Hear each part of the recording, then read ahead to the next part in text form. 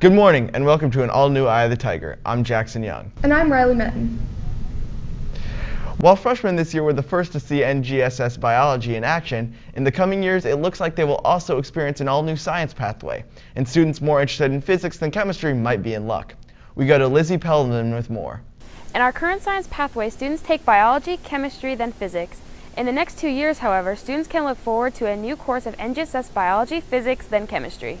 Physics teacher C.J. Addington anticipates the change in the science pathway will alter the depth of the science course. More of an introductory physics, and it's probably going to have a little bit less math than the college prep would, but it's still going to cover the same material, and it's still going to give kids a very good exposure to the basics of physics. Addington is currently RHS's only physics teacher. According to NGSS lead teacher Mike Purvines, in order to implement the new pathway, other teachers need to attain their credentials so they are able to teach the course and require increased levels of collaboration. So, I mean, for years and years, I've been the only one doing physics, so I could just sort of sit in my room and plan it by myself. Now it's going to have to be collaboratively run between several teachers, and that's going to change some things. So we're going to have to organize how do we share equipment, how do we share rooms, make sure we're staying on the same calendar, that sort of thing. So it's going to take some work. Despite these challenges, NGSS biology teacher Jeffrey Underwood, from his experience with NGSS this year, believes the new curriculum is a necessary innovation in science classes. I think it's going to affect our students in very positive ways because up until this point, science classes have been all about just shooting you guys a bunch of facts, and you have to memorize those facts, and then you have to regurgitate those facts. But that's not the way, those are not the types of thinkers that we need. So NGSS is actually designed to get you guys thinking in an inquiry-based way, which means experimenting, and coming up with some of your own ideas, and producing cool things. Students can expect this curriculum to continue to evolve as teachers find how to use this new approach to teach their students. Student government will begin selling Casaba tickets next Monday. Here's a look at ticket prices. ASB cardholders can purchase tickets for $5 less than original prices from January 28th through February 1st. Tickets are $15. From February 4th through the 6th, tickets will be $20. And finally, from February 7th through the 8th, ticket prices are $25. Casaba will be held in Muller Gym on February 9th from 7 to 10 p.m. Tickets will be sold in the cafeteria during both lunches. And now we go over to Kobe Estrada and James Watman for sports. Good morning, and welcome to this Friday's edition of EOTSN. I'm James Wadman. And I'm Kobe Estrada. Wednesday night, the boys varsity basketball team defeated the Antelope Titans with a score of 66-63, and the girls varsity basketball team defeated the River Valley Falcons with a score of 66-56. Here are the top 5 plays from the game. At number 5, Isabel Sanders gets an offensive rebound and puts it back in the paint with a fadeaway. At number 4, Kay Triplett hits a buzzer beater 3 at half to cut the lead to 3.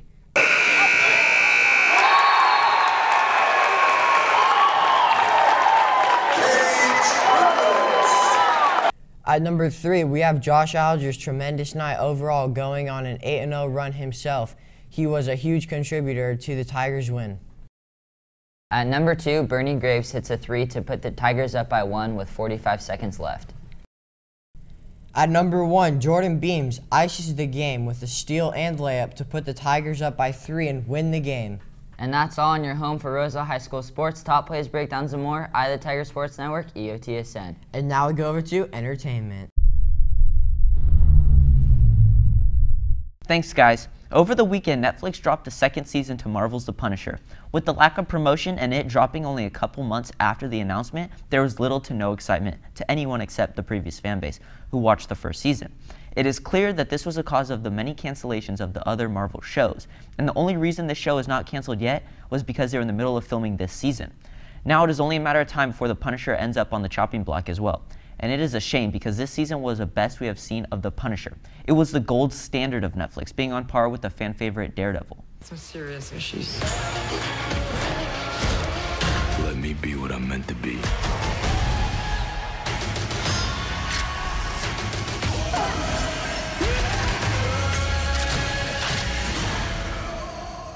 The show absolutely nails the pacing, unlike the other shows, which makes for a tight, action-filled, white-knuckled story that ties up all the remaining plot lines the story left off on. On another note, the trailer for the third John Wick dropped, and from the early look, it is already looking like it will be the best installment yet. Now we go back to news. Thanks, Joey. We all have our interesting hobbies, but not all of our hobbies involve what we wear on our feet. These next two members of RHS might know what it's like to walk in others' shoes from sharing their unique pastime. Math teacher Corey Fukumon and junior Ian Stauffer are your average teacher and student with only one thing in common: their knack for collecting interesting shoes. I have a job, and I also work for my dad sometimes, and he pays, and I spend my money on shoes.